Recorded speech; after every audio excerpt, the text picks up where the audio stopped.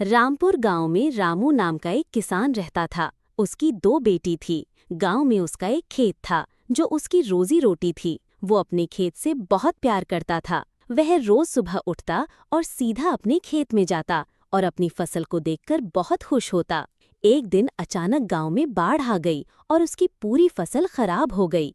अब रामू बहुत उदास हो गया। वहीं बैठकर अपने सर में हाथ रखकर बोलता है, अब मैं क्या करूं? मेरी पूरी फसल खराब हो गई। अब घिर कैसे चलेगा? बेटी की शादी कैसे होगी? तभी रामू की बेटी खेत में आती है और अपने पिता को ऐसे परेशान देखकर वो भी परेशान हो जाती है। पूरा खेत बिखरा हुआ। तेज बारिश की वजह से बहुत सारे आम जमीन में गिरे हुए होते हैं।